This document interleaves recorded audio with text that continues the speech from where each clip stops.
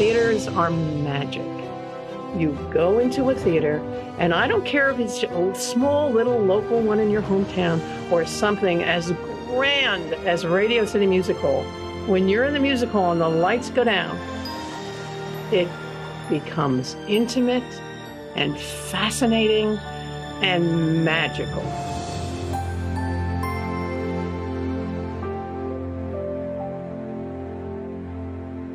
So many people identify movies with some of the best times of their lives. They remember their first dates, they remember their first time out with their family, the first time they went to see a movie about being a doctor, being a politician, being an astronaut.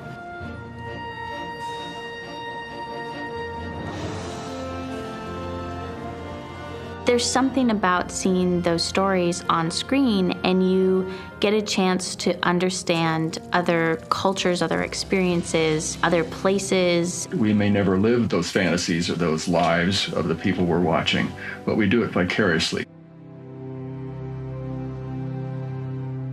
You were giving people a complete escape from their ordinary lives. From the moment you walked into the lobby, plush carpeting, gilded relief work on the walls and on the ceilings, magnificent chandeliers, decor from different periods of art and architecture around the globe. This at a time when most people, most Americans, didn't have the opportunity to travel. They were places where the rich and the poor could rub elbows. They built these palaces to be the Disney of the day, so that you walk in off the street and you forget all of the troubles and all of the things that you had going on in your life because you're surrounded by this magnificent building. I remember coming here as a child and just being completely amazed and taken aback by the ornate beauty of the building. When I first started my job at Theater Historical Society, it was kind of eye-opening for me to learn that the places that I went to see Broadway touring shows or the symphony were actually buildings that were built as movie palaces. Toward the end of World War I, up through the Depression, which is the early 30s, there was just a boom. That's the only way to describe it, a boom, that led to the building of innumerable movie palaces, not theaters, but palaces, and ones you can visit today and still see and still enjoy a movie in.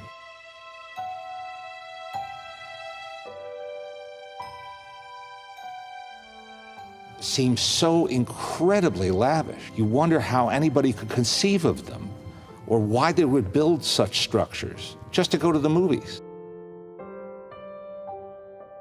As Marcus Lowe, the famous showman and businessman, said, "We don't sell tickets to movies, we sell tickets to theaters." I first came into the Rialto Theater when I was probably 8 years old. My mom was making an effort to educate me in old movies, so we'd go to Chaplin movies and Buster Keaton movies, and the Rialto was a revival house. When I was growing up, I always knew that my great-grandfather had owned a movie theater chain. It was called the Butterfield Theater Company, and I wasn't super familiar with it, but I knew that my mom growing up never had to pay to go see a movie.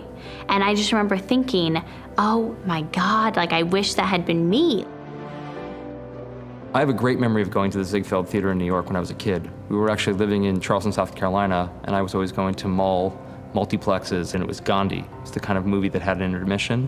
It was people dressed up, it was fancy bathrooms. It's the kind of thing that sticks with you forever. I went to see Gone with the Wind in the Redford Theater in Detroit, Michigan when I was in grad school. So you are awfully kind. I'm not kind, I'm just tempting you. I've seen Gone with the Wind probably hundreds of times in my life, but there's something completely different about seeing that movie on a big screen, the organ playing, and you're in a room with 1,200 people. I don't even remember the movies that I saw, but I was entranced by the building itself, by all the scary character faces in the walls, darkness, the color, the intensity, the sort of musty smell. And you come out and it had gotten dark.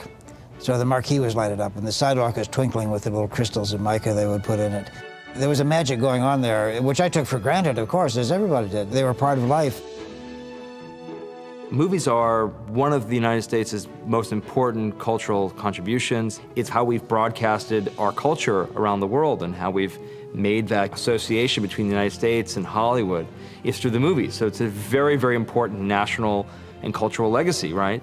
But we don't actually preserve the movie theaters. So those are some of our most important cultural landmarks, and yet when we come time to economic development or redevelopment of a city or real estate development, someone wants to come in and take out a whole block to do something, people don't ask those kinds of questions.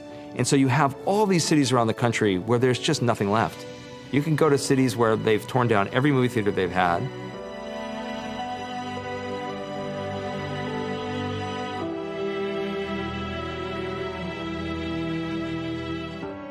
So we can assume it's just an entertainment venue, or we can actually recognize that it's actually was a vibrant center of city life. Some of the first films to be shown and promoted in a big way in the 1890s were prize fights.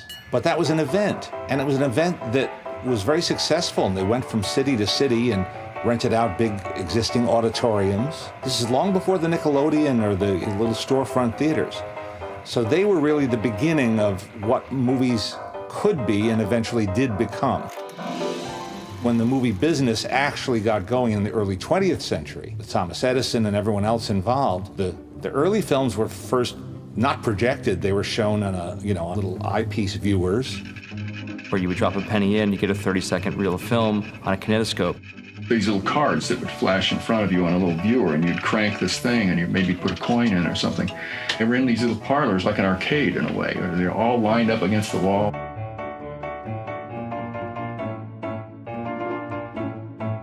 Places like Automatic Vaudeville, run by a man named Adolf Zucker, and other people around the country began to open up these penny arcade parlors, and it was the first kind of chain store, if you will, build-out of the movie-going experience. People like Thomas Edison and others, rivals, and people who were ripping off Thomas Edison's patent, made short films, and eventually some of them had stories.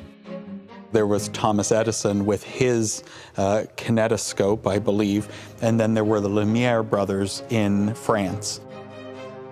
The two technologies kind of evolved around the same time, and they were competing. And so one Nickelodeon would show Lumiere products, and then somebody else would show using the Edison projector. We all know about the Great Train Robbery in 1903. It may not have been the very first film to tell a story, but it's one of the first to use up a whole 10 to 15-minute reel documenting a story and making it seem pretty realistic. And then someone had the idea that projecting them meant you could show a lot of people a film at the same time. What was beginning to work was actually having seats set up and a projector in the back and making it a public experience of going to the movies. Folding chairs were brought into storefronts. I mean, it was as simple as that. I grew up in Pittsburgh, Pennsylvania, which many say is the birthplace of the commercial movie theater. So in 1905, a gentleman named John P. Harris and his business partner, Harry Davis, they said, why don't we take the projector down the street to a storefront that we have, put a screen on the wall and 96 chairs, and we'll show films continuously. They charged a nickel. They called it a Nickelodeon. It came from the word nickel, being American currency, that it usually cost a nickel to get into one of these things. And then Odeon, which means an indoor environment. A lot of scholars consider that to be sort of the flashpoint, because within a few years of that, people were opening Nickelodeons like crazy. It was kind of the Wild West. It was something of a free-for-all. Anybody who had access to a camera and film could make a film, and anybody who could set up chairs and a projector could show a film. Famously, Lowe's began this way. It was originally called People's Vaudeville Company. And Marcus Lowe, when he went to go visit one of his penny arcades in Cincinnati, he went across the river to Covington, and he saw a man projecting movies onto a screen. So he went back to his penny hippodrome, and he took the second floor and converted it into a movie theater. That was the changeover that began to happen, where you would accompany the films with music, and you could feed off of the crowd. So falls worked better, humor worked better, comedy worked better. Sometimes there would be someone standing behind the screen giving voice to actors, sometimes a singer in a little side stage. Often, almost always, as a matter of fact, a piano player That was an art in itself. The piano player had to be really good at improvising.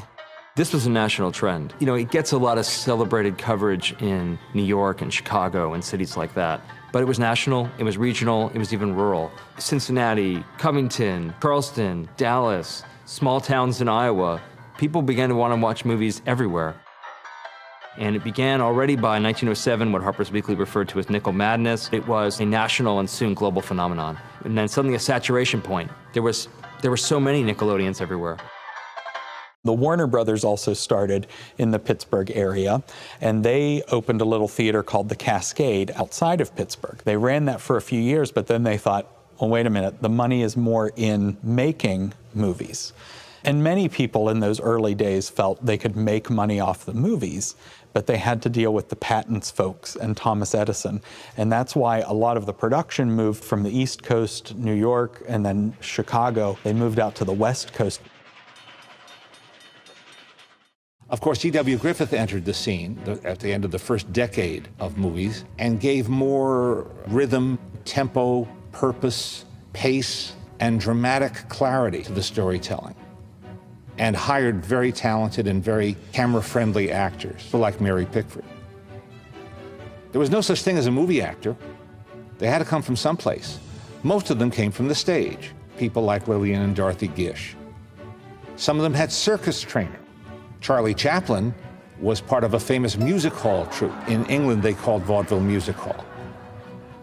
That's when Max Sennett heard about this young fellow, Charlie Chaplin, and signed him to a contract. And that was at the end of 1913. And there was an entire segment of African-American vaudeville entertainers that would travel the country just going in that circuit of African-American vaudeville theaters. And there were quite a few black filmmakers in like the early 1900s, such as Oscar Micheaux. And that part of our heritage isn't celebrated as much as it should be. Some of the movie theaters that we think of as palaces were actually originally vaudeville theaters. Vaudeville houses that I've noticed have a much higher ceiling. The balcony is a lot steeper, and that's so that people on stage and people in the balcony could see the people on the stage, and people on vaudeville performers, their voice could reach up to the upper portions of the balcony. A vaudeville theater, you had a desire for intimacy with the stage. There was an attitude of see and be seen. You tell a vaudeville house from a strictly movie house because the vaudeville house has box seats on the side, and sometimes on the main floor as well. The people sitting in the box didn't have the finest view of the stage, but everybody in the audience could see them, which they cherished. This particular building that we're in was built before the movie theater era, so this was built for live performance. A movie theater house is bigger in that way. It's longer and narrow. It's easier to see the screen. The vaudeville circuit built a number of these houses. They would travel from city to city to city. One of our local vaudeville companies was Fanchon & Marco. Fanchon & Marco was based downtown. They had a studio in Hollywood area. They sometimes worked with Sid Grauman, sometimes were competition, but they would do what they called ideas, what Sid Grauman would call prologues. The individual vaudeville acts turned into these really programmed, dramatic, large shows. There were attempts at feature-length films in the early 1910s. Sarah Bernhardt made a famous 5-reel film about Queen Elizabeth, one of her famous roles from the stage. The Italians made films like Cabiria, which were imported here by a handful of theaters. And then D.W. Griffith famously started becoming more ambitious in trying slightly longer films, then slightly longer, and eventually making The Birth of a Nation. So everybody realized that that's where things were heading. Movies were considered third-rate entertainment. Maybe the top entertainment would, of course, be opera, play, classical music. Somewhere below there, maybe the second rung, might be the vaudeville house. The movies in the early 1900s were primarily for the lower middle classes. Bit by bit, as movies established themselves and started to shed their tawdry reputation as being kind of low-class entertainment, people thought about the idea of building what today we call purpose-built theaters. And that became, a whole new era. As you move into the 1910s, the movie business really began to boom in terms of the movie exhibition business. Let's start with an example. If you look at Roxy in the 1910s, you could see the progression of movie palaces by his own career. The showmen were people who lived for their own persona that they created a brand. You could rely on the fact that if you went to a Grauman theater that night, or a Roxy theater, or something put on by Balaban and Katz, or certainly with Fanchon and Marco, even if the film wasn't good, the evening was gonna be great. In 1913, in February, in New York, the Regent Theater opens, and it's the first purpose-built deluxe motion picture theater. It actually was not a success. So Roxy was brought in to essentially upgrade its capabilities and certainly its revenues. By the time you get to the Strand in 1914, they thought, we'll open the Strand for a few months, we'll have people come for movies, and then we'll go to musical comedy. We'll do live theater like we had planned. Well, the Strand was a huge hit at 3,000 seats, so they never returned it to its original intended. It stayed a movie theater. The critics are writing about the elaborate cars and dress of the people who are coming, that it's become fanciful for all classes. Then you have the Rialto, which was opened in 1916, the Crossroads of the World, 42nd, 7th. It's a huge success. The Regent, the Strand, the Rialto, and the Rivoli, from 1913 to 1917, even just in this small area of New York, you could see that this area that had always been dominated by legitimate theater was suddenly being taken over more and more by movies. That's what led to the confidence that Messmore Kendall and Edward Bowes had in opening up the Capitol Theater in late 1919. This is a 5,300 seat theater that they opened without any studio backing. So to have gone from a theater when you were hoping that the Regent would do well at 2,000 seats to 5,300 seats expressly for movies shows you that meteoric rise of movie theaters from that period from 1913 to 1919. The Capitol was the really beginning, in a way, of that sense of scale that 20s brings you. That's not to say there weren't many, many other theaters. The Grauman's $1 Million here in Los Angeles, Central Park in Chicago, but there is something about the Capitol opening at the very end of the 1910s that just is a signpost of what's going to be coming in the 1920s. Balaban and Katz was a chain that got started on the southwest side. The first theater was going to be the Central Park Theater. This was 1917.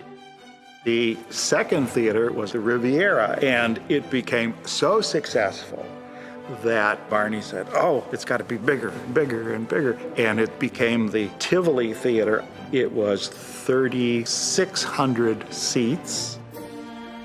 He said, okay, let's do another theater. Let's do it downtown and make it our headquarters. And that was the Chicago Theater, which opened the same year, 1921. The money was just flowing in. So they talked with Rapp and Rapp, just build us the biggest, most extravagant theater, and it became the Uptown. In 1920, Roxy was brought back to New York to reopen the Capitol Theater. He was the director of presentations from 1920 to 1925. And one of the things that he pioneered at the Capitol Theater was the transmission of his stage shows and his own performers over WEAF, which later became part of NBC. But when Roxy left, he did leave so that he could start his own theater, the Roxy Theater. And it was not only that he was going to be named for him, which of course was a nice moment if you have a famous nickname, but it was because he had that kind of draw. They needed his name and his track record to create all the money needed for what would then be the largest movie palace in the country. And that theater opened on March 11th, 1927, with, again, almost 6,000 seats. And it was a sensation. It was the kind of the peak of the movie palace moment. There were 3 conductors. There were 3 different organs, massive Kimball organs. There were stage shows. There were ballets. There were operettas. There was every manner of entertainment on that stage, even the integration of live performance backed by motion picture projection, in addition to the feature film. But Roxy himself was never satisfied with anything, and so as the years went on from 27 to 28 to 29, he began to look for a challenge. He was plucked away by the Rockefellers and by RCA and RKO for a new project, which would be 2 theaters open at the same time at the new Rockefeller Center. He had always integrated live performance in movies. And now, here in 1932, Radio City Music Hall was only going to be a place for live performance, a kind of elevated vaudeville. And RKO Roxy Theater, which was 3,500 seats, was going to be a place for movies, with, of course, his famous Roxyettes, which he had had since the original Roxy.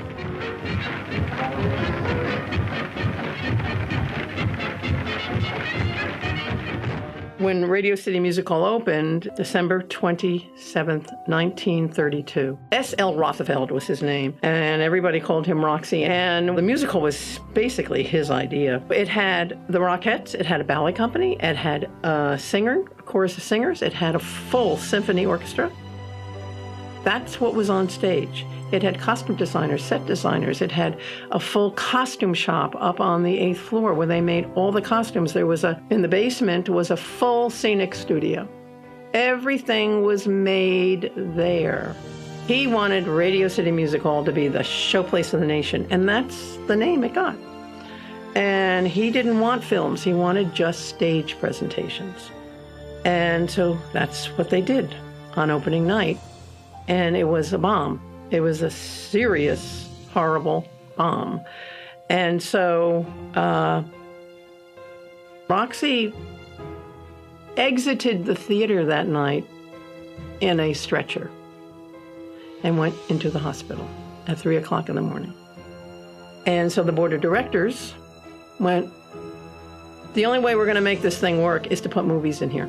And The Bitter Tea of General Yen, starring Barbara Stanwyck, was the first film. It opened January 11th, 1933. And that's all they wrote. It became the most famous movie palace in the world.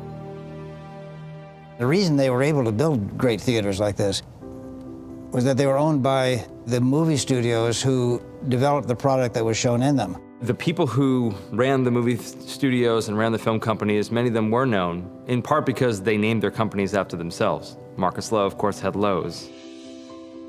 MGM was a division of a company called Lowe's Incorporated. Well, Lowe's was a movie theater company. So Lowe's ran the theaters and built and operated the theaters that just happened to show MGM movies.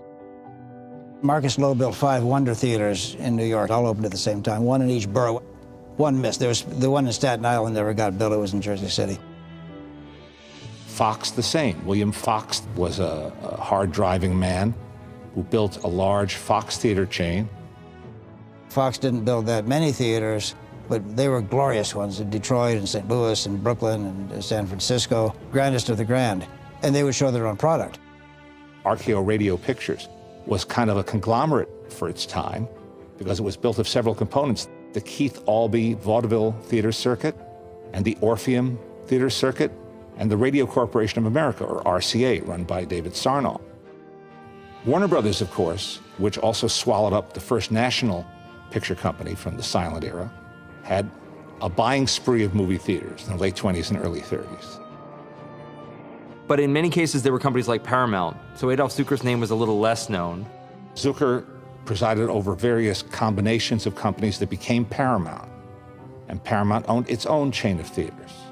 They used the theaters, for instance, to actually understand their audience. Before there were Gallup and research groups set up, Fox could phone a movie theater operator in Oakland and say, how's my movie going to play up there? What do you think? Columbia didn't own its own theaters. Universal didn't own its own theaters.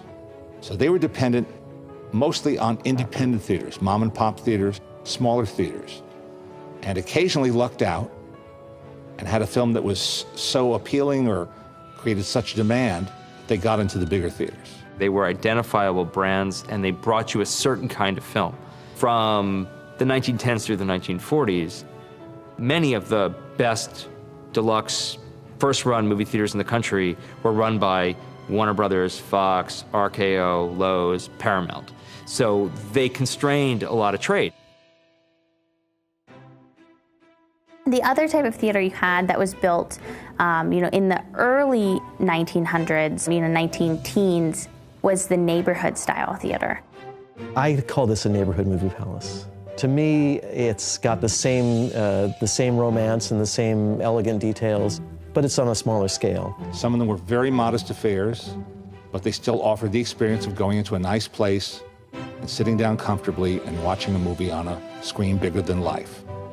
There was a tremendous appetite, hunger for moviegoing. And people in the 20s, 30s, and 40s, and even drifting into the 50s, used to go to the movies sometimes 2 or 3 times a week. People would have come to see their favorite stars. Douglas Fairbanks in films like The Mark of Zorro, The Black Pirate, The Thief of Baghdad. Mary Pickford in films like Little Annie Rooney and Sparrows. Charlie Chaplin in The Kid, and The Gold Rush, and The Circus. The list goes on and on and on. And studios got into the business of building and developing stars.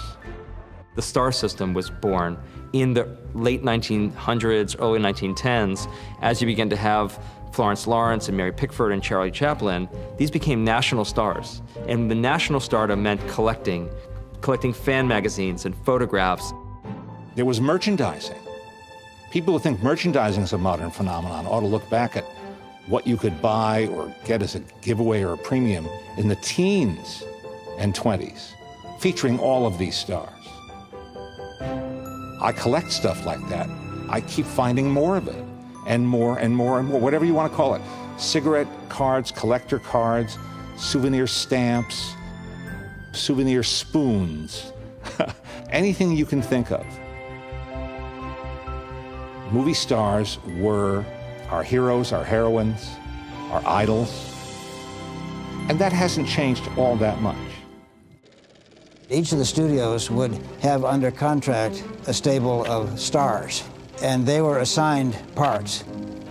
They would pretend, oh yes, I was looking over a script and I decided I might do this. No, the boss told them, you get on stage and this is your job.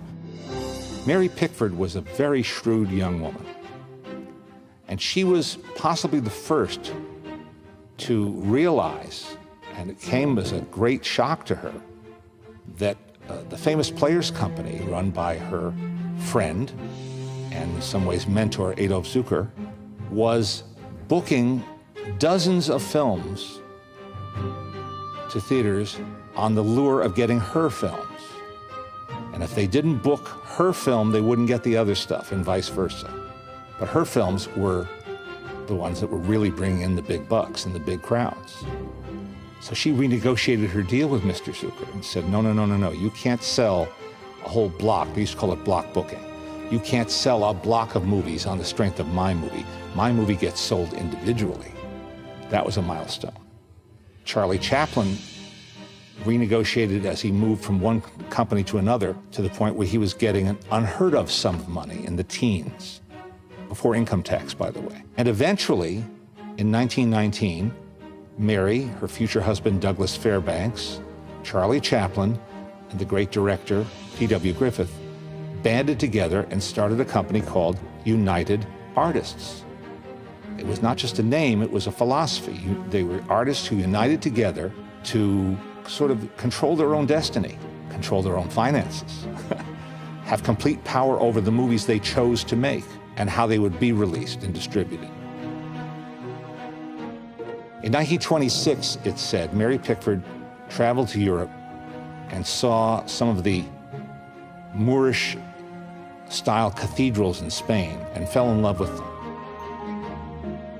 When she returned to Hollywood, she said, I want a theater that looks like that. So she was the driving force that created the theater we're sitting in right now, which was the flagship of that company, the United Artists Theater, on the corner of what was then 10th Street, now called Olympic, and Broadway.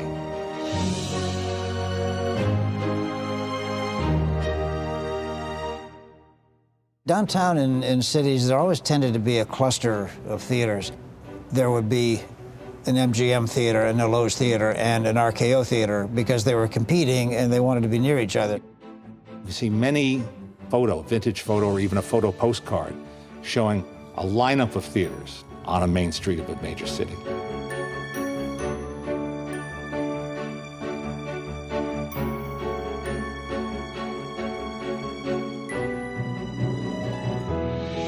Los Angeles is special because it was the entertainment capital of the world. We do have 2 historic theater districts, so all the movies were premiering, not in Hollywood, but in downtown. And there was over 100 theaters just downtown LA, which is amazing. And then later, Hollywood came into being. Sid Grauman built the Egyptian and then the Chinese, and that sort of put Hollywood on the map as a place to go see films. The movie palace, especially the neighborhood movie palace, became part of the neighborhood. Often it was named after sometimes the street that it was on, sometimes the neighborhood itself. And they always had a big sign in front. And that was the name of the neighborhood. One way to make it a destination on a main street of a medium-sized town or a big city was to have a big, elaborate, brightly lit marquee, and then what they used to call a blade. The blade marquee is the vertical one that's attached to the front of the building, and it's usually just the name of the theater. Chicago had an interesting situation happen. The theater we're in now, called the Music Box, you see the letters there, but there's no backplate behind it, just the stroke of the letters. Chicago initiated a tax on the square foot area of signs. So the theaters rebuilt them just with the letters, so they'd have a minimum of square footage. They usually had a box office. Many times it was a standalone little island booth. Sometimes it was built into a side wall. If you're lucky, you had a forecourt, an outside lobby area that was off the sidewalk. Then walk into an interior lobby. And in the 1920s and 30s, the interior lobby was really just a congregation space. There was no concession stands. When you walk into Radio City Music Hall, the first room that you see is the lobby, and they call it the Grand Foyer. And it is very dramatic. A secret about that, there are mirrors 3 stories tall, and they are backed with gold leaf, not silver like most mirrors, and they wanted it that way so it ensured a soft, warm glow fell over the guests. And it does. It has a very unusual, interesting lighting when you go in there. It's just beautiful. It's got a kind of hushes everybody, as a matter of fact. The rug in the lobby, that's my favorite part. The bejeweled flying carpet, as I like to refer to it. I believe it's plaster, but it's textured to appear as if it's fabric. And of course, it's got glass jewels that shine whenever the light hit them. Sort of similar to the columns, it's a little bit more textured, but these glass jewels are throughout the property. The lamps are actually Tiffany lamps, which I did not realize. So that's pretty cool. My mom told me that. The Michigan Theater was built in the late 20s, and that was built as a movie palace. And so it was modeled off of the opera houses of the 1800s. And so you've got this barrel ceiling. Both of the staircases sweep down in a bit of an arc. This lobby is breathtaking, spectacular. You don't see lobbies like this. I mean, maybe I've seen them in Europe at some of the cathedrals. It's unique to this country. So this is the money shot. This is the highlight of the building, but there are others. There was a mezzanine lobby up the stairs that would feed the balcony, or if it was a bigger theater, it might feed a mezzanine level and a balcony. You might even have 3 lobbies. And then you have the main auditorium.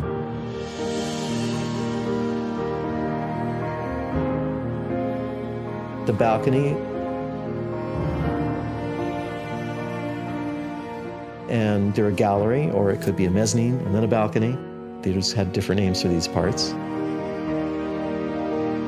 It's a very wide open space because of that fabulous ceiling. It just feels big.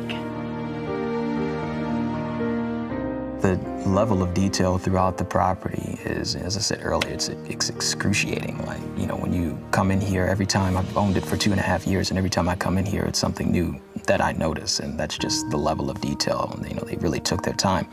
And when I first came in here, I thought that, you know, maybe it was some like method of 3D printing plaster that they use because of the intricacy and the detail in all of the designs. But when you look really closely at some of this stuff, you can see that it's actually hand painted. So there were people in here hand painting every facet of the design, which is just incredible to me. I can't even imagine how much labor that took. You know, they don't build them like this anymore.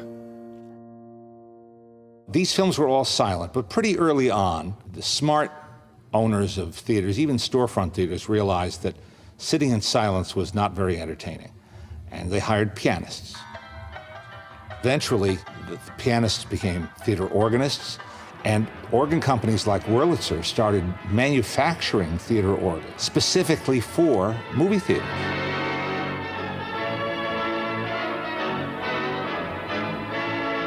The organs played before and after the film. Organ grills on either side of the proscenium, you'll see some sort of big ornamental frame. There was a Wurlitzer organ, and apparently that's in some rich guy's house in California. Because these pipes are in the walls of the theater, you could feel the vibration of that organ throughout the entire theater. And if you were in the dressing room, and you could feel it vibrating on the wall. It was very dramatic. It was very cool. And then in the great, great theaters, there were complete orchestras, sometimes symphonic, symphony orchestras.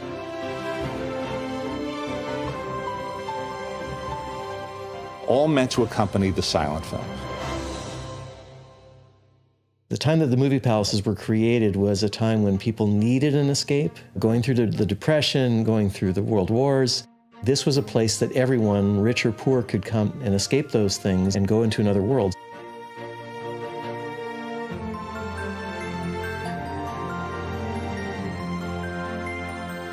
You didn't live in a mansion, you didn't live in a palace, but you could walk to that movie theater and almost experience what the rich people experience.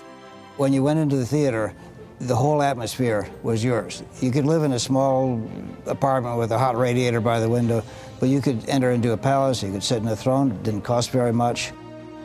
For less than $1, they could come to a place like this and feel pampered too.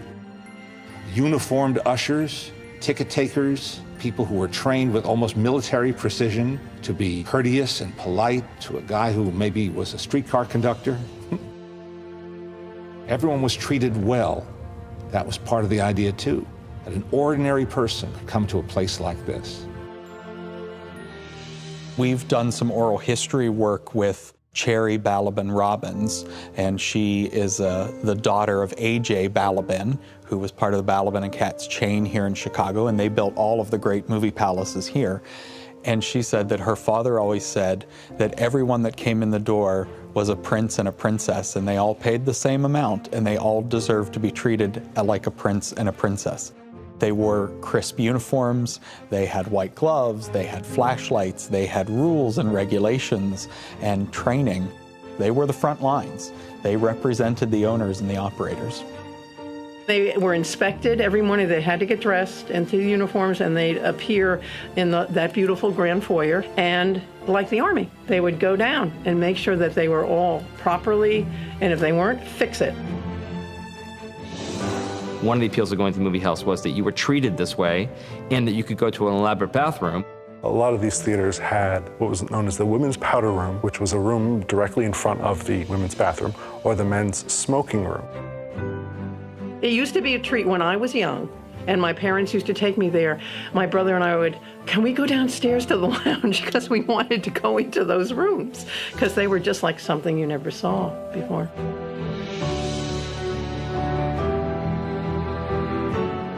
And the women's lounge looks like something out of a Fred Astaire and Ginger Rogers movie. The men's lounge, there's a painting in there called Men Without Women. It's very Art Deco. It's got all symbols on it of manhood, a razor and a pipe and all that, all the things that men do without us. And there were dressing tables with mirrors. They actually supplied makeup for the ladies. Theaters had little banners on the marquee that said, come on in, it's cool inside. And it was.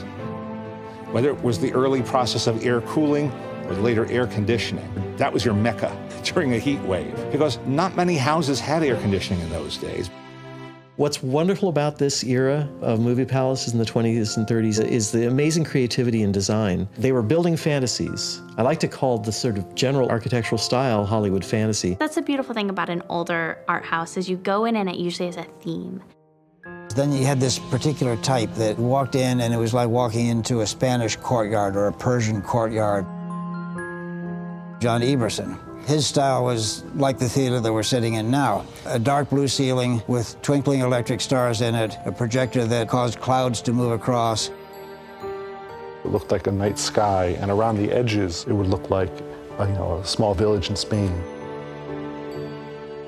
John Eberson, who's the architect of this building, designed it as a study in Moorish revival architecture, and you can see it in the facade behind me here. You know, it's very like courtyardish, very Moorish, Middle Eastern influenced, and if you look very closely, there are different parts around the auditorium and the lobby.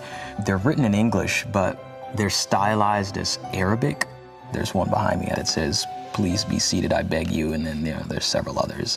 Another architect from New York, Thomas W. Lamb, who probably did more theaters than anybody else, was more refined. He chose the Adam style, the Adam brothers being decorators in the 18th century in England who did a lot of, they call the great houses over there. I don't know why they would choose these themes. I think it was just because they were building so many of these theaters. The architects could go wild.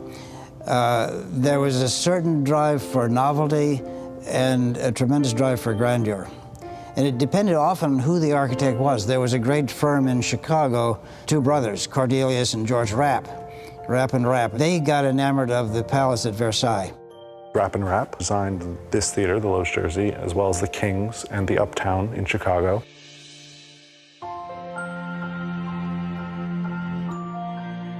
And then you have these amazing murals, many of them by Heinz Bergen and his company, and of all styles. So he had things that were very, very Baroque, very classical, all the way to the ones that he did in the Wiltern Theater, which are streamlined deco, geometric shapes.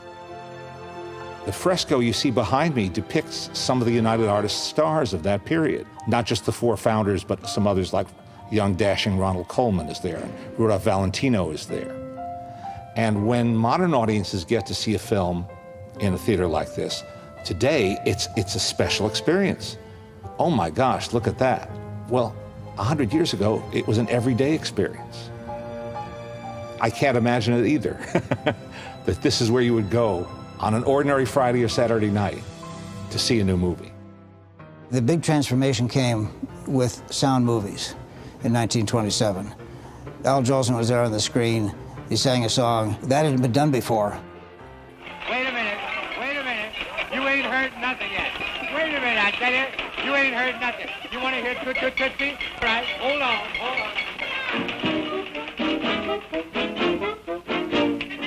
Toot Toot Tootsie, goodbye.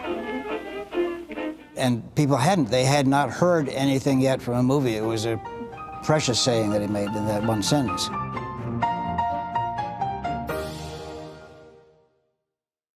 After the First World War, people thought that prosperity and the joyous good times would go on forever. Eventually, the Depression was going to come along. Nobody knew that was going to happen. Once you got into the 30s, that's when it was getting harder and harder to be a real success. These were very, very expensive buildings. They had to pay for all the upkeep in terms of heat, electricity, fixing carpets and upholstery, and paying staff. It's an incredibly expensive operation. When the 30s hit and the patronage died off, they were trying to figure out how to keep these buildings alive. Hollywood suffered from a series of real body blows in the late 40s and into the early 50s. The first was the U.S. consent decree.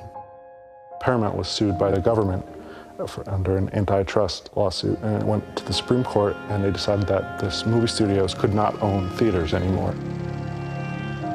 No longer could MGM count on its films being shown in Loews theaters and taking money out of one pocket and putting it in another, which changed the entire way movies were made and financed in Hollywood. Then there was television, and television caught on pretty darn fast. And by the early 50s, not everybody, but a lot of people bought television sets, and that became a magnet. People would gather in Uncle Joe's apartment because he had a television set. When that happened, I think that's when theaters started to decline. And then tastes changed. And the streamlined look of the 50s and 60s that was reflected in automobiles and other kinds of modern design caused some theaters to change their marquees. Your little reader boards, your little rectangular marquees were replaced with angles so that people could see them as they were driving quickly by. Many of the marquees that have those angles, those aren't the original marquees. In the early 20s and going into the 30s, you didn't have concessions in the movie theater. In the case of the Michigan, sometime in the 50s probably is when they added that in, and they started selling popcorn and soda. The movie palaces were downtown. After the Second World War, people began to move into the suburbs. The American dream is to have your nice little house and yard and your car. People left the cities. And then the baby boom happened. So the industry responded very smartly. They developed drive-in theaters. You could put the kid in the back seat, you could watch the movie. This was just one blow after another to the way they had done business as usual for decades. People did go to the movies. The attendance was pretty much cut in half in those years. Hollywood didn't quite know what to do. A bunch of crazy guys in New York came up with a system called Cinerama, which came out of World War II, a training device that trained aerial gunners. They converted into 3 panels on a curved screen, a regular curved screen, and it became very immersive. They tried selling this to Hollywood, that everybody came out and looked at it and was pretty impressed with it, but my God, you know, 3 projection booths, you got all this film and a giant screen you got to put in and all this stuff. It became impractical for them. So they just kind of walked away from it. And then when Cinerama hit in 1952, it went gangbusters. I mean, literally a movie playing in a movie theater for 3 years straight, you know, and you can't get tickets. They're reserved seat. That's the shock that hit Hollywood. It stayed pretty successful for about 12 years or more. The immersive part of Cinerama sound is the fact that sound would follow something on the screen. So it almost had an extra dimension of realism. And as Lowell Thomas would say, it was more real than real. Cinerama hit so hard, Hollywood knew they had to do something. That's when they developed CinemaScope and stereophonic sound. Celebrities and the man in the street crowd Hollywood's famous boulevard to attend the CinemaScope premiere of How to Marry a Millionaire, the first romantic comedy to be filmed in the new miracle medium. They came up with CinemaScope, they started shooting the robe, and it became a big success as well. These were all invented with the specific purpose of drawing people out of their homes and back into movie theaters. If you wanted to show widescreen CinemaScope, you had to somehow widen your theater, your proscenium. If you wanted to hear stereophonic sound, you had to have a porous screen. That's when the silver screen started to disappear. Paramount came up with something called VistaVision. Then there was Technorama, Technoscope. There's all these various widescreen scopes and ramas all over the place. But it was expensive for theaters to do that. This is in the 50s. People were starting to come back to the movies again.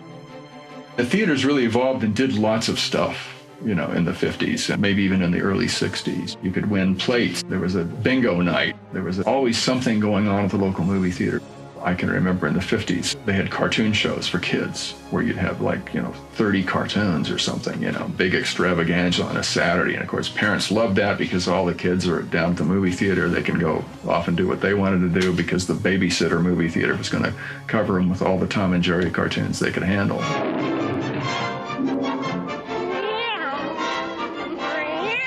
I can remember going to the Alger Theater. I think the admission was 12 cents on Saturday afternoon. 5 cartoons, 3 cereals, guys dressed up in tinfoil Martians or whatever they might be.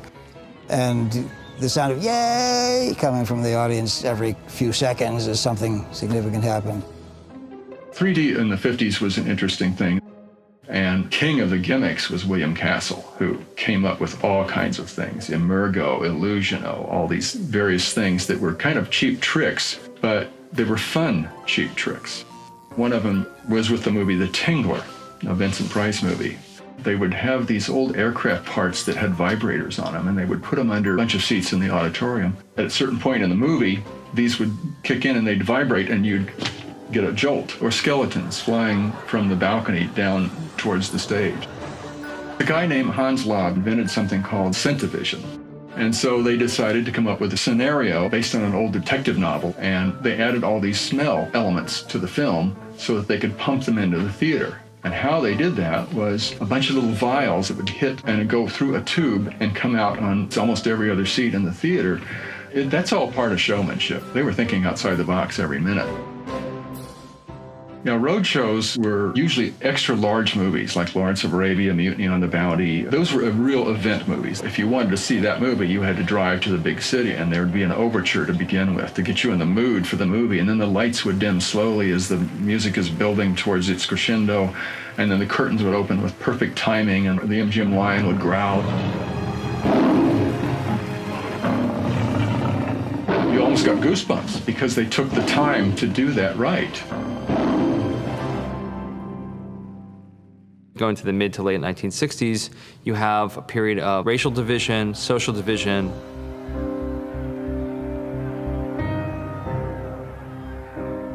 Some of the cities continued to thrive, others did not.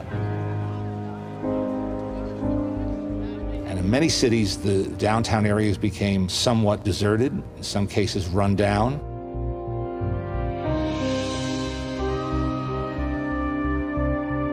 People were no longer patronizing the stores that had been there because there was an equivalent out in the suburbs.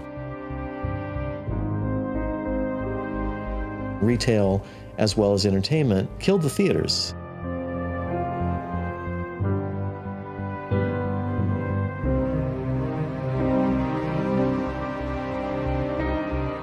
The movie theater was popular in 1938 is now, hardly gets anybody in it but bums and stuff to get warm. There was a point where someone told me in Los Angeles in one of the theaters where a lot of bums would come in because you could get in for like $1 or something, They'd be urinating on the floor. And at the end, the cleaning crew literally took hoses and just watered down the whole floor for the next day's show. I mean, that's how bad it got in some cases.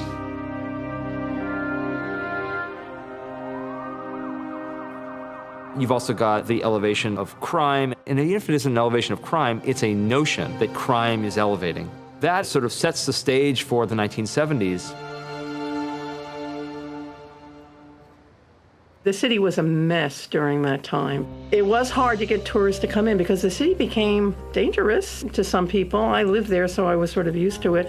But there were certain sections in that area that you didn't go to. People ask me, well, how is the block? Are people getting robbed all the time? And it's like, well, there's not really much going on out there. I mean, the jerk chicken store across the street is closed, and there are a couple of other buildings across the street that were once functioning when the theater was open, but are now closed. There are communities like the south side of Chicago across the nation, but of course this is one of the larger examples of what happens when there is strategic disinvestment in a community, and unfortunately, the Regal sort of was on the back end of all of that. The theaters had to change. That's the way it goes. Everything changes. And so moving away from some of the first run product, they had to go to other programming. Some of them became what they call grindhouses, as they did on 42nd Street in New York City. Some of them stayed open all night, attracting a somewhat seedy audience.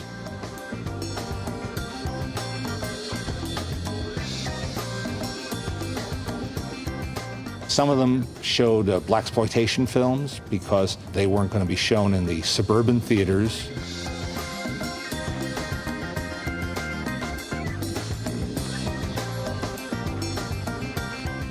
Which are kind of huge success between, say, 1971 and 1975. You've got martial arts films, which are increasingly coming over from Asia and also being homegrown, and then you have even hybrids, mixing of all those. So soon there's a difference in terms of even the content that movie theaters are showing.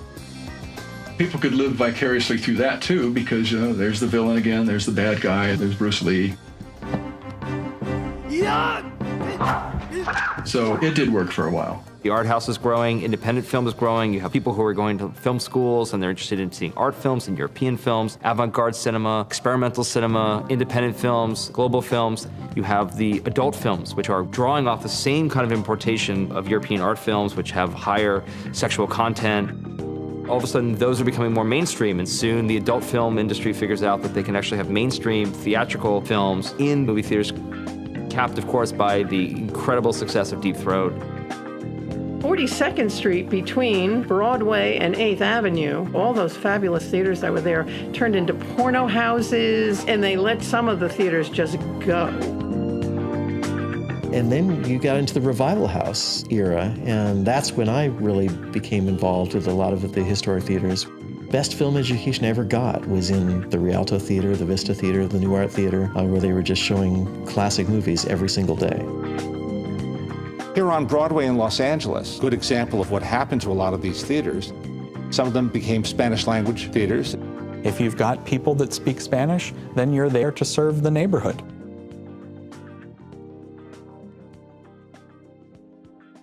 But what's really happening overall is that the giant movie palace makes very little sense in almost all of these instances.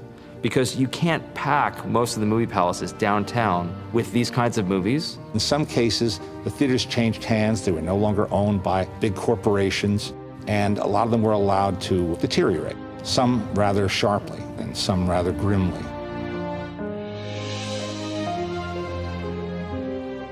A lot of those theaters just closed down. They shut down. They'd lost their constituency. They'd lost their advantage of a good location.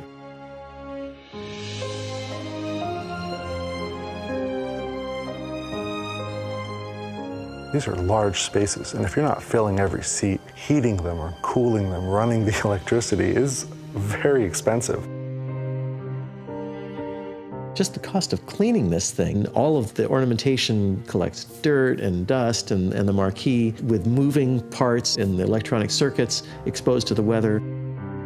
It's not surprising that those things started to fall apart. When the roof was leaking, I could put up with that for another year, but they turned on the air conditioning and it kind of worked. Then they went to fire up the boiler in October and bang, it leaked all over the place. And an awful lot of these theaters closed.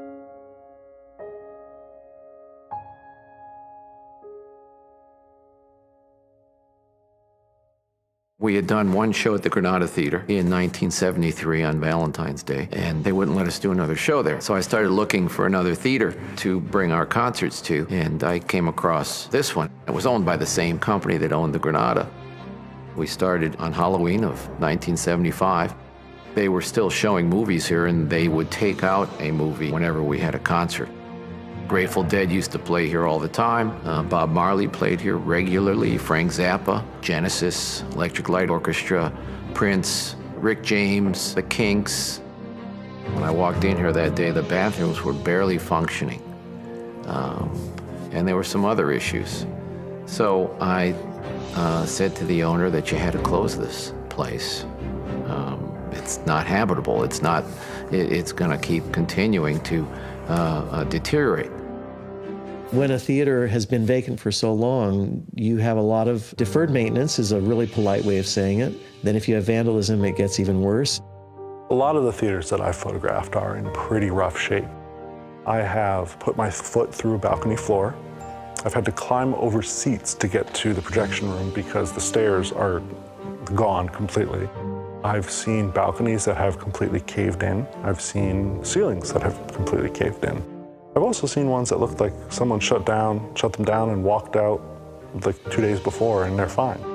I know the Los Valencia, 3,000 seat theater, and they just gave it to a church for $10. I think a church coming into a theater and restoring it was the best option for a lot of these spaces.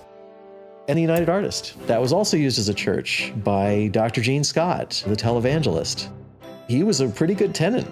He ended up putting a lot of money into the restoration of the theater. Another one that is a successful church is the Academy in Inglewood. That's an S. Charles Lee, streamlined modern theater, gorgeous theater, been in continuous use as a church, and they have really been good stewards. They've taken great care of it, ornaments of it, and it's a beauty. The church tenant, I wouldn't have thought of it, but it was a really interesting use for the historic theaters, and in some cases very good. But eventually the single-screen theaters had to compete with what was going on in the suburbs. The new theaters that came along were multiplexes built from the ground up, and they were nice. They offered all sorts of comfort and amenities that some of these older theaters couldn't. And what's more, they were in the right locations. But the worst part was that instead of having 8 movies playing or 12 movies playing, a single-screen theater would live or die from week to week, and a lot of them died. Because they weren't filling these theaters with 3,500 seats anymore, they started to divide these theaters up. Cut the balconies in half, made them 2 screens. They cut the main theater sometimes into 3 or 4 screens. It ended up making pretty horrible movie theaters because the walls that would divide them were 4 inches thick with not a lot of sound absorption. So you ended up hearing the explosions in one versus the explosions in the other. Sightlines were terrible, seats weren't really moved. It was a bad experience. When the big movies started happening in Jaws and Star Wars and all of those other films started coming out, most people were already saying, I'm gonna go off to the new multiplexes in the suburbs. That's where the parking is. That's where the air conditioning is. That's where it's safe. That's where I can go every hour on the hour. And that's where the investment was following, and that's where the banks were lending, and it's where the people who were living, who were gonna buy the toys, fueled the whole blockbuster industry. from 1975 to 1995, they had this very underwhelming kind of basic multiplex experience, which was spare, Spartan, and designed for efficiency and profit. So these independent theaters were starting to lose traction, and they started to divest themselves of a lot of theaters, and they sold them off part and parcel.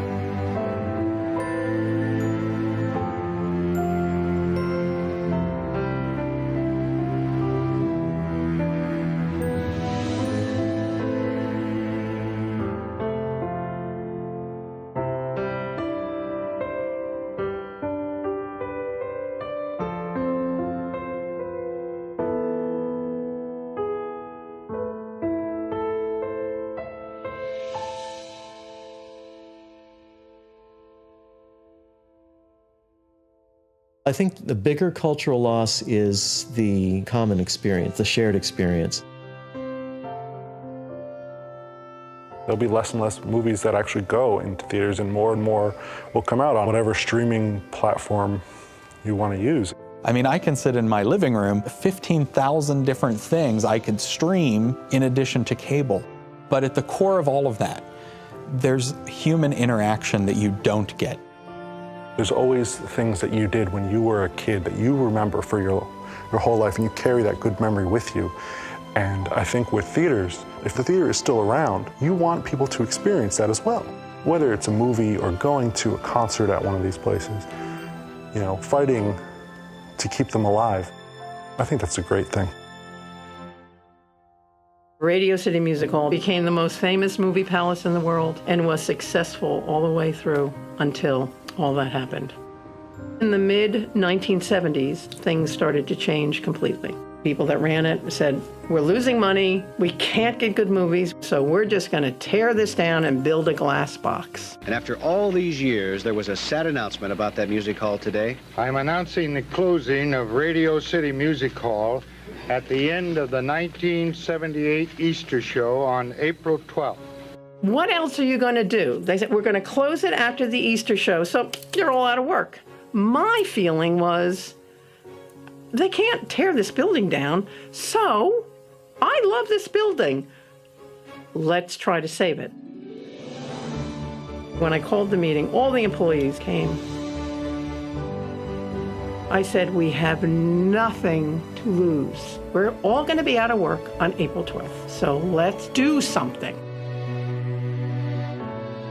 And I started the crusade and serious battle to save the theater. For us, the passion was to move forward and do something good and save the building.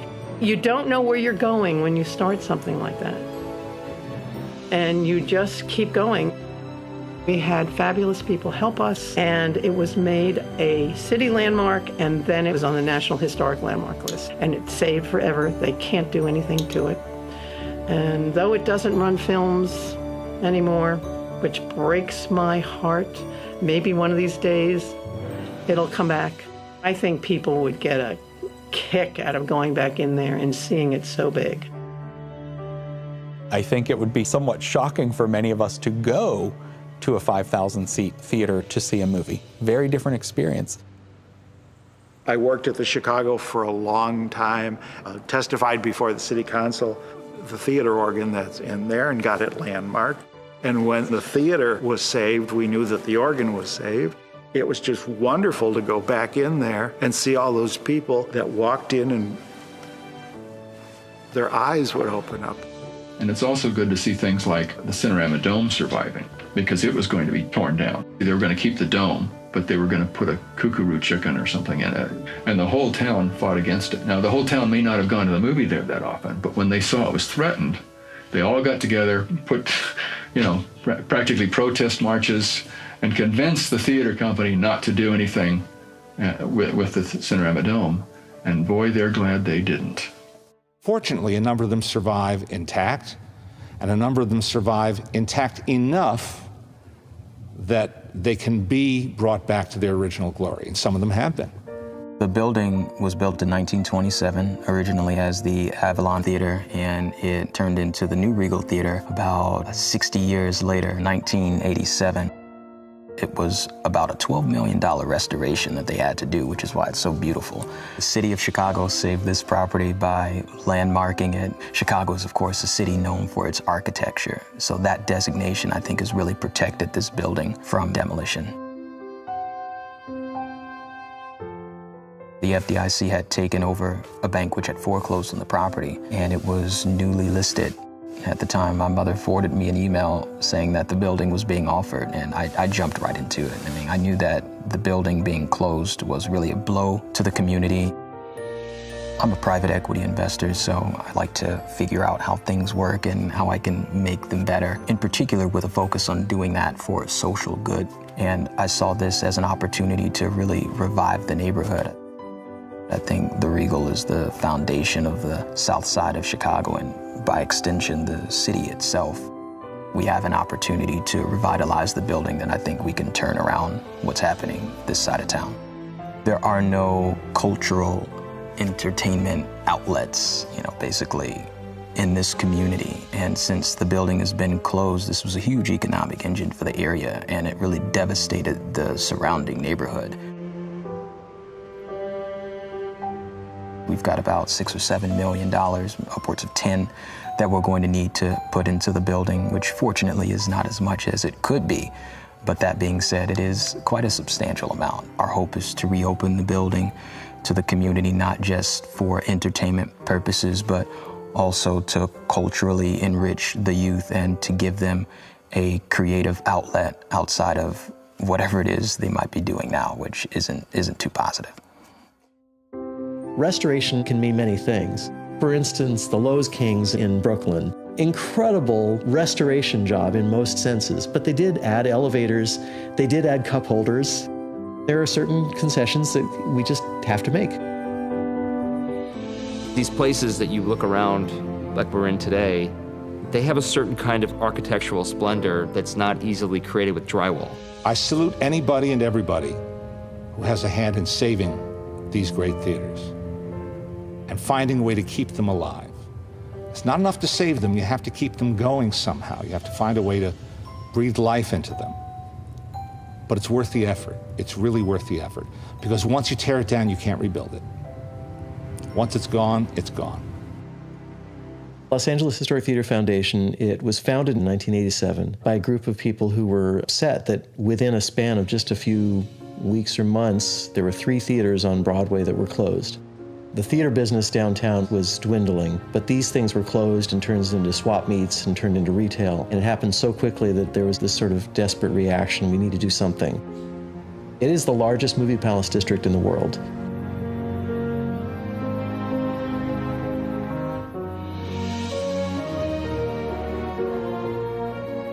With 18 standing theaters, not all used as theaters, but within an 8-block range, it's really an amazing resource that most people don't know about. On the top of our watch list right now, Hollywood Warner Theater, which was more recently known as the Hollywood Pacific 123. The owners originally came to the community and said, we're going to demolish it and keep the facade only. A number of us said that wasn't acceptable, and we are now in negotiations with the owner to do a feasibility study. Fox Inglewood really are interested in making that a successful theater again. It's been closed for quite a while. There's a number of issues that need to be resolved as far as the safety of the theater and how it could be brought back and restored. So we're really watching that one carefully. The younger generation actually sees the value and is seeking it out. We are screening more and more classics that anyone can get on Netflix for free. They can go and see it in a movie theater with 1,000 total strangers. And every time they open their theaters, they're getting hundreds and hundreds and hundreds of young people that want to come out. And people are coming back. My kids' generation are frequenting these kinds of shows because they want that experience. When I started this 30 years ago, preservation was a dirty word. And if you called yourself a preservationist, you were some radical, crazy person. There's something about people who love saving buildings, especially theaters. The Theater Historical Society goes back to Ben Hall, who was a cultural historian and wrote the wonderful book about the best remaining seats. The book came about in response to when he looked out of the window of his office straight down, he was looking at the roof of the Roxy Theater while they were demolishing it.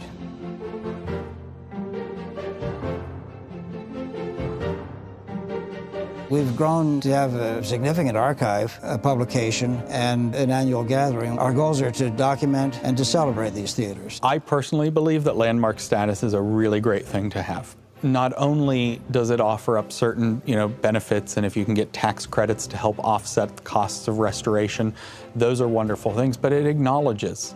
If you have a plaque on the front of your building that says, this is a landmark structure, this place is important, even to the casual passerby, it adds a little more cachet, a little more credibility. A lot of them in New York City have landmark status for the exterior. So that means that a group could come in and do whatever they want to the inside as long as the facade is preserved.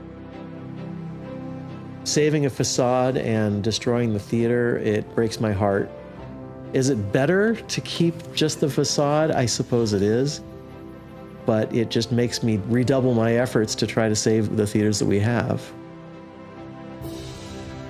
A couple of examples of that, painful to me every time, is the Westchester near LAX. Big, beautiful, towering deco structure. They still have the box office, and everything else is a medical office inside. There's nothing in there. Another example is the Golden Gate in Whittier, and it's now just the theater building and it's a CVS pharmacy. Painful to go into, and you see the rows of drugs and fluorescent lights, but if you look above the fluorescent lights, you can still see the theater and the organ and stuff like that. I was in there once trying to take pictures, and I noticed this little 6-year-old girl looking up at the ceiling with me, while Mom was shopping, and, just sort of watched as she was exploring this theater. She was getting it. She was seeing what was above.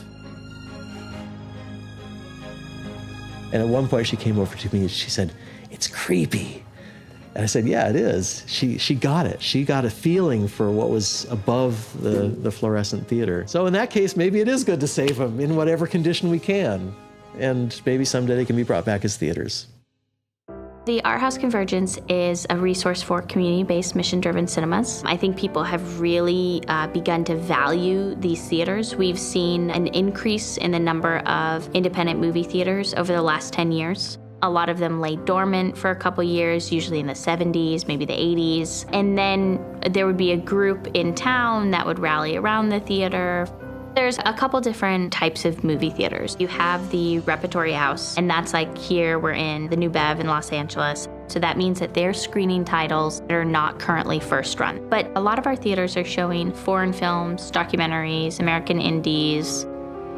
Without a doubt, you have to have passion to run an independent movie house. Movies are an important cornerstone for a community, and that having a movie theater space, which acts as more than just a movie theater, it's not just that you're seeing things on screen, it's that you're doing Q&As after, it's that you're having conversations about the movies out in the lobby after. It becomes a community gathering space. The best thing that happened to some of these movie palaces is that they became performing arts centers. They added wings and dressing rooms backstage, and sometimes they tried to deepen the apron of the stage so that they could accommodate touring Broadway shows, let's say, or concert, orchestra, or ballet. The key to keeping these large theaters alive and thriving is a multi-use model. If you can offer a wide variety, whether it's concerts and revival movies and special event movies, if you can keep that variety going, that's how you fill these seats.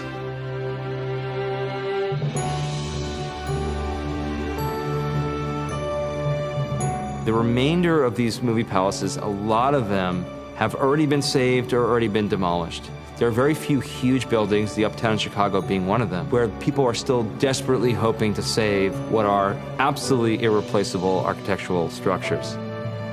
You'll never see something like this again. The detail that they put in here, the things they thought of, this was the nicest movie palace ever built in the country. And the architects even said that, you know, it's not for today, but for all time. It was $4 million to build in 1924. It's the largest freestanding theater in the country. It has more square feet than Radio City, but Radio City has more seats. In 2008, when we purchased the theater, if you remember, the economy started to collapse. So we bought it at the worst possible time. I didn't know what we were going to do to save the theater. I just knew it needed to be saved.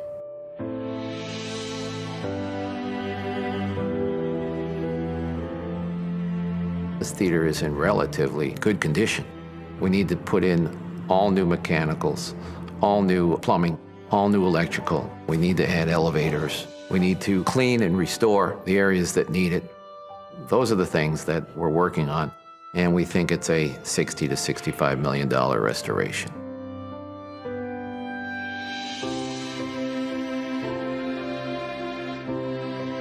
We're bringing it back to the way it was built, and that's what it should be. And there'll be some minor changes that need to take place. For the most part, I'd say it's all going to be the way it was because it was designed so well. We can't beat it. It's good that we have the original architectural drawings because all we've got to do is follow what Rapp and Rabb did. One of the most important things about getting the doors open here is this theater is the catalyst for bringing Uptown back. So once that's done, once the theater is open, it will spur all kinds of investment in the neighborhood. We think that it's perfect for concerts and private events. This is going to be Chicago's music/entertainment district because of the other theaters that are here. Right down the street, you've got the Aragon Ballroom. Across the street, you've got the Riviera Theater. A couple doors down is the Green Mill. And there are other theaters and other properties in the area that will go back and become theaters again. Movie palaces are completely connected to the community. You have generations of the same family who will have stories. In the Rialto, this happens all the time. I have people tell me, oh, my grandmother went on her first date here, or my parents proposed after going to the Rialto. So you have all of these memories that are tied very closely to a Rialto experience or to a theater experience. The community needs the theater just as much as the theater needs the community. Culturally, if we lose these places, it takes away a sense of identity. When you see a building like a classic movie theater, it immediately puts you and gives you a sense of time and place. It positions you as part of history. It lets you feel the connectivity between all of the people that were there before you. If you think about it, things that are coming and going, trends, passing fads, that kind of thing, the movies are always going to be a destination for people. People will always want to see movies in the movie theater. There may be other trendy things that pop up that are keeping people from going for a period of time, but they always come back to it. Just like you always go back to a museum. You always want to go see the art in the place where the art is best viewed. It's more than just caring about it, because there's been great personal sacrifice that's come along with trying to keep this theater up. It's something that future generations should always get to see, fulfilling the statement by the architects, not for today, but for all time.